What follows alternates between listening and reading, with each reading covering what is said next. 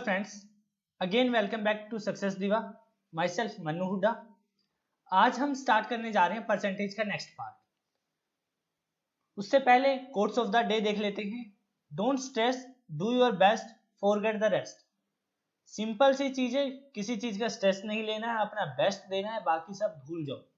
बाकी सब भूल जाओ, अपना बेस्ट दो और स्ट्रेस नहीं लेना है. बाकी जो होगा आपको रिग्रेट कभी नहीं होगा अगर आपने अपना बेस्ट दिया होगा तो चलिए आज के क्वेश्चन से रिलेटेड बात कर लेते हैं. अब जो क्वेश्चंस होंगे आज बेस्ड ऑन लेस देन या मोर देन से रिलेटेड क्वेश्चंस होंगे. अब लेस देन, आपकी सैलरी 10% इंक्रीज कर दी गई है, आपकी सैलरी 10% डिक्रीज कर दी गई है. कितना इंक्रीज कर दें, कितना डिक्रीज कर दें, उसके ऊपर बेस्ड क्वेश्चंस होने वाले हैं. तो चलिए क्वेश्चन स्टार्ट करने से पहले एक बार सिंपल सा कॉन्सेप्ट देख लेते हैं. मान लीजिए एक सिंपल सा क्वेश्चन है, मैं आपको बोलता हूं अगर मेरी सैलरी 200 रुपए, अगर मेरी सैलरी 200 रुपए है और मेरी सैलरी 50 रुपए इंक्रीज कर दी गई है, 50 रुपए इंक्रीज कर दी गई है, तो अब मेरी सैलरी 250 हो जाएगी. क्लियर है? बहुत सिंपल सी बात है. अब उन्होंने बोला है अगर सर आपकी सैलरी है जो गलती से इंक्रीज कर दी गई है, आपकी नहीं करनी थी, तो क्या करेंगे? 250 में से 50 रुपीज माइनस कर देंगे. क्यों? क्योंकि जितना इंक्रीज करा था उतना ही डिक्रीज कर देंगे, तो क्या हो जाएगी मेरी सैलरी वापस से 200 रुपीज आ जाएगी. इसके ऊपर बेस्ड क्वेश्चंस रहने वाले हैं आपके. बट कंडीशन क्या है? यहाँ पर रुपीज में थे, रुपीज ही माइनस कर दिए, कोई दिक्कत नहीं है. बट एक्चुअल में चीजें क्या होंगी, हमें जो वैल्यूज होंगी ना, जो वैल्यू होंगी हमारी, वो किस में होंगी? परसेंटेज में होंगी, परसेंटेज में. और कभी भी परसेंटेज में सेम वैल्यू माइनस नहीं होगी. माइनस क्यों नहीं होगी देख लीजिए. मान लीजिए आपकी सैलरी 400 रुपीज थी, आपकी सैलरी 10% इंक्रीज कर दी गई है. 10% इंक्रीज करने के बाद आपकी सैलरी हो जाएगी 400 का 10%. ये साथ में देखना कि मैं निकाल कैसे रहा हूं, 110 अपॉन में 100 ये हो जाएगा, यहां से कैंसिल आउट हो जाएगा. कितना आ जाएगा? 440 आ जाएगा डायरेक्ट एक ही कैलकुलेशन से. ये मेथड मैं फर्स्ट वीडियो में बता चुका हूं, आप सेकंड वीडियो में भी हमने डिस्कस करी थी ये चीजें. अगर आपने वो नहीं देखा है तो सबसे पहले वो पार्ट जाके देखिएगा, क्योंकि एक कॉन्सेप्ट ही है सिंपल सा जो हमारे पूरे परसेंटेज को कवर अप करेगा. अब अगर उसने 10% इंक्रीज कर रहा था, अब 10% ही डिक्रीज कर देंगे, तो किसमें से डिक्रीज करेंगे? 440 में से 10% डिक्रीज करेंगे. 10% का मतलब कि दो वैल्यू बन गई 90 और 100. कम के लिए क्या करेंगे? 90 से मल्टीप्लाई कर देंगे अपॉन में 100. तो यहां से क्या 400 आ रहा है? कितना आ रहा है मेरा? 396. और एक्चुअल में सैलरी कितनी थी? 400. तो मुझे यहां पर लॉस हो गया 4 रुपीज का. तो यहां से एक कॉन्सेप्ट हमारा ये क्लियर होता है कि जब भी परसेंटेज में वैल्यू होगी, जितना इंक्रीज करा है, अगर सेम वैल्यू को डिक्रीज करेंगे तो हमेशा लॉस होता है. तो जो भी हमारा आंसर होगा वो हमेशा डिफरेंट वैल्यू होगा. अगर रुपीज में बात करेंगे, इससे पहले वाला जो क्वेश्चन था इसमें क्या था? 50 रुपीज ही इंक्रीज हुए थे, तो हमने 50 रुपीज डिक्रीज कर दिए थे, तो कोई दिक्कत नहीं हुई थी. अब इसमें कुछ वैल्यूज होती हैं जो फिक्स्ड होती है, वहां से क्वेश्चन 90% चांसेस होते हैं वहां से क्वेश्चन आता है. अगर इस टाइप का क्वेश्चन आया तो सबसे पहले वैल्यूज के ऊपर फोकस कर लेते हैं, देख लेते हैं. एक वैल्यू है 16/3%, इसके बाद आता है 20%, इसके बाद आता है 25% और इसके बाद आता है 33/1/3%. ये चार वैल्यूज है जहां से सबसे ज्यादा क्वेश्चन रहता है. अगर आप ध्यान से देख लीजिएगा, आपको पूरे क्वेश्चंस निकालने की जरूरत नहीं है. जब आप आगे हम क्वेश्चंस पढ़ेंगे उनमें भी ये चीजें यूज है, आप डायरेक्ट आंसर बताएंगे बिना ऑप्शन के. अब देखिए कॉन्सेप्ट क्या है, यहां से क्या कह रहा है वो, 16/3% अगर आपकी सैलरी है या आपकी कोई भी वैल्यू, अगर उसको डिक्रीज कर दिया जाए, अब बाद में पूछ रहा है कितना इंक्रीज करें कि एज इट इज उतना हो जाए, तो कितना, इससे नेक्स्ट जो होगा वो आपका आंसर हो जाएगा 20%. अगर 20% गिवन है, मान लीजिए उसने बोला है 20% डिक्रीज की गई आपकी सैलरी, गलती से हो गई, अब कितना इंक्रीज करें, तो 25% इंक्रीज करना पड़ेगा एज इट इज उतना आने के लिए. अगर 25 दे रखा है तो 33/1/3% करना पड़ेगा. ये चीज ध्यान रखना. ये केस रिवर्स में भी हो जाएगा. रिवर्स में इन द सेंस कि 33/1/3% इंक्रीज कर दिया गया है आपकी सैलरी, अब कितना डिक्रीज करें, तो कितना हो जाएगा 25% डिक्रीज करना पड़ेगा। अगर 25% गिवन है, 25% इंक्रीज कर दिया गया, अब कितना डिक्रीज करें, तो 20% डिक्रीज करना पड़ेगा। अगर 20% इंक्रीज किया गया, अब कितना डिक्रीज करें, तो 16 2/3% डिक्रीज करना पड़ेगा। ये पहला था। सेकंड वैल्यूज आती है 10% के ऊपर बेस्ड, ये आपको खुद से निकालनी है। अगर इंक्रीज कर देंगे 10% इंक्रीज कर दिया, अब कितना डिक्रीज करें, अगर 10% डिक्रीज कर देते हैं तो कितना इंक्रीज करें, ये दो वैल्यूज आपको खुद से निकालने और निकाल के मुझे कमेंट करके बताइएगा कि यहाँ से क्या आंसर आता है आपका। चलिए अब आगे बढ़ते हैं। यहां से देखिए एक क्वेश्चन लेता हूं, सिंपल सा, डिटेल मेथड से भी करेंगे उसको और नॉर्मल मेथड से भी, जो ट्रिक है उससे भी करेंगे और आपका डिटेल मेथड से भी समझाने वाला हूं। तो चलिए अब क्वेश्चंस की बात करते हैं, क्वेश्चंस के ऊपर आते हैं। पहला क्वेश्चन क्या है, the number of seats in an auditorium is increased by 25%, the price of ticket is also increased by 12%, then the increase in revenue collected by the will be. आपके कुछ भी मान सकते हैं जो आपका मन करे। अगर जब मानने की बात आती है तो परसेंटेज के चैप्टर में 100 मान लीजिएगा, ज्यादा फायदे में रहेंगे। मैंने मान लिया जा कि 100 क्या है, सीट्स है, ऑलरेडी 100 सीट है। अगर उनको 25% इंक्रीज कर दिया गया, 25% इंक्रीज का एक ही कॉन्सेप्ट रहता है हमारा, दो वैल्यू बना लीजिएगा, एक वैल्यू 100 होता है, दूसरा 125 हो जाएगा, क्योंकि इंक्रीज था तो 100 में ऐड कर देंगे। 100 का 125% निकालेंगे तो अब जो नंबर ऑफ सीट्स हो गया वो 125 हो गया। अब उसने बोला है कि जो रेवेन्यू है वो भी 12% इंक्रीज कर दिया। अब रेवेन्यू भी अगर हम 100 ही मान लेते हैं, पर मतलब कि पर सीट का जो प्राइस है वो 100 रुपीज है, अब आपका इंक्रीज हो गया 12%, तो 12% इंक्रीज होने का मतलब क्या है, यहाँ पर भी दो वैल्यूज बन जाएंगी, इंक्रीज है तो 100 और 112। अब 112 100 ऑलरेडी था तो अब कितना हो गया, 112 हो गया। अब पहले रेवेन्यू ये आता था ना, एक सीट पे 100 रुपए मिलते थे, 100 सीट पे कितने मिल जाएंगे, इतना ही मिल जाएगा हमें, 10,000। और अब जो रेवेन्यू मिल रहा है वो कितना मिल रहा है, अब यहाँ पर भी इन दोनों की मल्टीप्लाई हो जाएगी, तो दोनों की मल्टीप्लाई कितना हो जाएगा, 25 से 50 250 हो जाएगा, ये आ जाएगा आपका 25 और 125 150 जीरो, और यहां से 125 और 15 40 140 हो जाएगा। तो ये आपका अब आ गया 14,000। पहले आपको रेवेन्यू मिल रहा था 10,000, अब मिल रहा है आपको 14,000। तो उसने बोला था कि रेवेन्यू इंक्रीज हुआ है कितना, और किस में निकाला, परसेंटेज में। तो इंक्रीज कितना हो गया, 4,000 इंक्रीज हो गया हमारा।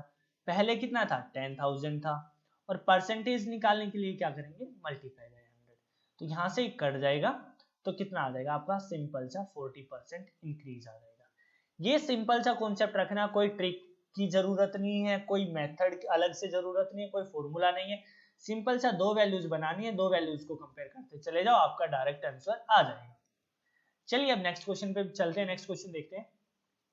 A's income is 50% less than that of B's, then B's income is what percent more than that of A? सबसे इंपॉर्टेंट क्वेश्चन है, इससे पहले वाली पार्ट में मैं करवा चुका हूं, जैसे कि हमने बढ़ाया था 2A = 3B, क्या हो जाएगा, तो A की वैल्यू आ जाती है यहाँ से हमारे रिवर्स करके 3 आ जाएगा, और B की वैल्यू आ जाती है हमारी 2, तो B की वैल्यू आ जाती है 2। ऐसे ही यहाँ पर भी वैल्यूज निकालनी है, बट डिफरेंस क्या है, यहाँ पर परसेंटेज दे दिया। एज इनकम क्या है, 50% लेस है, 50% less than that of B's income, B की इनकम से 50% कम है ए की इनकम। अगर हम ये चीज ऐसे लिख लेते हैं, अगर बी की इनकम 100 है तो ए की इनकम 50% कम है, किससे, बी से, तो बी की वैल्यू क्या, सॉरी ए की वैल्यू क्या हो जाएगी, 50 हो जाएगी। क्लियर हो गया। अब यहां से हमारे पास दो वैल्यूज तो आ गई। अब उसने पूछा क्या है, what percent more than that of A, B's income, B की इनकम कितने परसेंट ज्यादा है, बी की इनकम कितना है, 100 है, कितनी ज्यादा है, पहले तो वो निकालेंगे। ज्यादा है हमारी 50, किससे, ए से पूछा है, ए पूछा है तो ए की इनकम कितनी है, 50 ही है। अब इस इनकी 50 थी और इनकी है 100 है, तो 50 ज्यादा है, और किसमें से, 50 से ही ज्यादा है। परसेंटेज के लिए मल्टीप्लाई बाय 100 कैंसिल आउट हो जाएगा, तो कितना आ जाएगा आपका 100% इंक्रीज हो जाएगा, यानी कि बी ऑप्शन आपका आंसर हो जाएगा। अब थर्ड की बात करते हैं। अब देखिए, a number reduced by 25% becomes 225, then what percent should it be increased so that it becomes 375? आपका एक नंबर है कोई भी 225 नंबर गिवन है यहाँ पर, अगर उसको 25% डिक्रीज करने के बाद, कोई भी एक नंबर है उसको डिक्रीज करने के बाद 225 हो जाता है, तो उसको कितना इंक्रीज करें कि 375 हो जाएगा। अब 225 कब हो रहा है? 25% डिक्रीज करने के बाद, तो यहाँ से दो वैल्यूज बन जाएगी, एक 100 बन जाएगी, दूसरा 75 बन जाएगी। डिक्रीज करने के बाद था, इसका मतलब पहले क्या था, ज्यादा था, तो ज्यादा के लिए क्या कर देंगे, ज्यादा से मल्टीप्लाई कर देंगे, 100 से मल्टीप्लाई हो जाएगा, डिवाइड में 75, 75 सीधा चला जाता है सीधा 225, तो ये यानी कि जो मेरा नंबर था वो पहले कितना था, 300 था। अब हमें बनाना है कितना है, 375 बनाना है, तो कितना ज्यादा बनाना है, 75 बनाना है ज्यादा, और ऑलरेडी था है कितना हमारे पास, 300 है, तो जितना इंक्रीज हुआ उसी का तो परसेंटेज निकालना है ना, परसेंटेज निकालने के लिए मल्टीप्लाई बाय 100 कर देंगे, यहाँ से कट हो जाएगा, तो कितना चला जाएगा, 25% आ जाएगा, तो 25% हमारा राइट आंसर हो जाएगा। क्लियर हो गया? अब इसको निकालने का दूसरा तरीका क्या है, ये डिटेल मेथड था। अब देखिए 25% डिक्रीज करने के बाद 275 है, और कितना इंक्रीज करे, 375 हो जाए, तो एक एवरेज नंबर ले लीजिएगा, बीच का नंबर, यानी कि अगर हम 300 मान के चल रहे हैं, पर ये चीज आपको देखनी पड़ेगी एक बार करके। जैसे यहां से निकाला था हमने, 300 निकाल लिया था, तो कितना था, 25 था ना, सॉरी ये 25 था, और डिक्रीज हुआ था 75, तो इंक्रीज भी 75 हो रहा है, तो जो नंबर था तो सेम एज इट इज इतना ही आ जाएगा, तो कितना आंसर आ जाएगा हमारा, 25% आ जाएगा। क्लियर हो गई ये चीज? अब नेक्स्ट क्वेश्चन की बात करते हैं, नेक्स्ट क्वेश्चन पे चलते हैं। नेक्स्ट क्वेश्चन क्या है हमारा, A worker suffers a 20% cut in his wages, he may resign his original wage by obtaining a rise.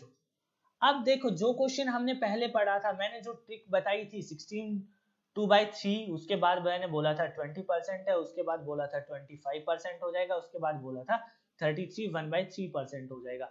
तो देखिए 20% क्या है, कट ऑफ हो गया है, और उसने पूछा है कितना ऑब्टेन करें, ओरिजिनल कितना राइज करें, उसको ओरिजिनल प्राप्त करने के लिए उसने बोला है कि कितना इंक्रीज करें, तो उससे नेक्स्ट क्या होता है, 25 होता है, तो हमारा आंसर 25% हो जाएगा, निकालने की जरूरत नहीं पड़ेगी आपको।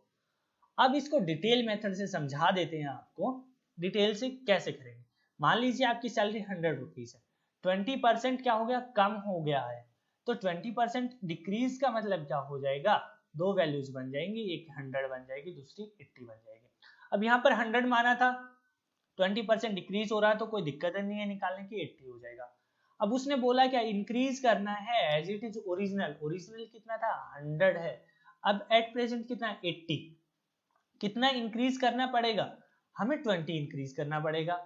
अब प्रेजेंट में कितना है, 80, 80 से ही तो इंक्रीज करेंगे ना, और परसेंटेज निकालने के लिए मल्टीप्लाई बाय 100, तो 24 जा 80 हो जाएगा, और 4 से कैंसिल आउट करेंगे तो कितना आ जाएगा, 25% इंक्रीज करना पड़ेगा। तो हमने यहाँ से भी तो 25% निकाला था ना, तो ये आपका डिटेल मेथड था, जो मैंने वीडियो की स्टार्टिंग में बोला था कि आपको डिटेल मेथड भी बताया जाएगा, और डायरेक्ट जो मेथड होगा वो ये हो जाएगा।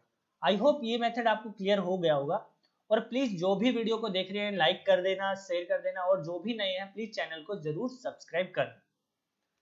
अब नेक्स्ट क्वेश्चन की बात करते हैं। नेक्स्ट क्वेश्चन क्या दे रखा है, देखिए सेम एज इट इज है, मैंने ऑप्शंस जानबूझ के नहीं लिखे इन क्वेश्चनों में ताकि आप डायरेक्टली आंसर बताएं।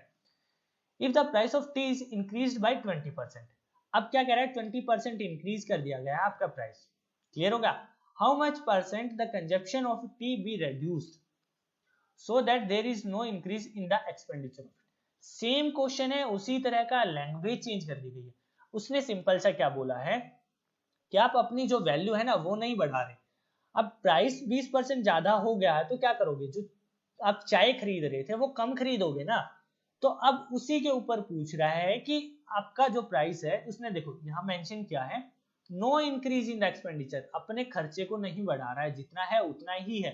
अगर प्राइस जो इंक्रीज है वो 20% हो जाता है, तो वो कितना कम खरीदेगा, अब कम वाला था तो कम वाले से आंसर क्या हो जाएगा 16 2/3% हो जाएगा। डायरेक्ट है ये चीज और सबसे ज्यादा क्वेश्चंस इन्हीं वैल्यूज से आते हैं।